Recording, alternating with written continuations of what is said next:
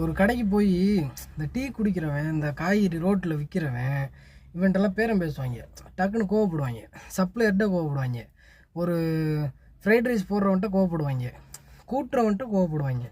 இந்த மாதிரி கோவப்படுறதுக்கு முன்னாடி ஒரு திருப்பு மட்டும் இந்த ஒரு டீ மாஸ்டர்கிட்ட கோவப்படும் தெரியுமா? சீனி இல்லை, உப்பு இல்லை, அதாவது உப்பு இல்லை, சீனி இல்லை, டேஸ்ட் இல்லை, அந்த மாதிரி கோவப்பட முன்னாடி ஒரு செகண்ட் வந்து அவனோட காலை பார்த்துருங்க யாராச்சும். நம்ம எங்கடா பார்க்கணும் அப்படின்னு நம்ம ஹை கிளாஸ் நினைக்கலாம். நீங்கள் நினைக்காது.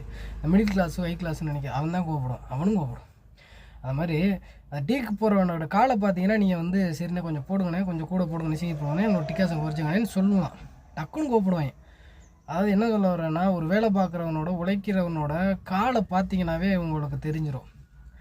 ஒரு டீ மாஸ்டரோட காலை பாருங்களேன், அப்படியே புத்த வெடிப்பு மாதிரி வெடித்து போய் அந்த அங்கிட்டு இங்கிட்டு புலந்து போயிருக்கும் கால். சுகர் வந்தவனா டீ போடுவான்.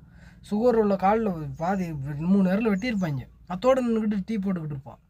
இந்த காய்கறி விற்கிற ஒரு ரோட்டில் வந்து விற்றுக்கிட்டு இருப்பாங்கல்ல, அவங்களோட காலில் கையெல்லாம் பார்க்க மாட்டாங்க.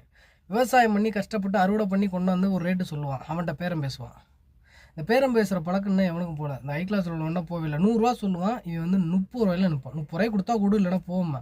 அப்போ அவன் என்ன சொல்லணும்? சரி வேறு வழி இல்லை, அதை விற்றுட்டு நம்ம வீட்டுக்கு போவோம், வேறு வழி இல்லை, அதை விற்று தான் ஆகணுன்ற சுச்சுவேஷனுக்கு கொண்டு வந்து இவன் ரேட்டு ஃபிக்ஸ் பண்ணுவான். அவனை ரேட் ஃபிக்ஸ் பண்ண விட மாட்டான். ஃபஸ்ட்டு இந்த ஃப்ரைட் ரைஸ் போடணும்னா லேட் ஆகும். அவன் ஃப்ரைட் ரைஸ் போட்டு தானே தரணும். இந்த மாதிரி உழைக்கிறவனோட ஒவ்வொருத்தனோடையும் என்ன வேலை பார்க்குறானோ அவனை தகுந்தாப்புல அவனோட காலையும் கையையும் பார்த்தீங்கன்னாவே நீங்கள் வந்து கோவப்படுறதை குறைச்சிக்குவீங்க. உழைக்கிற சும்மா வேலை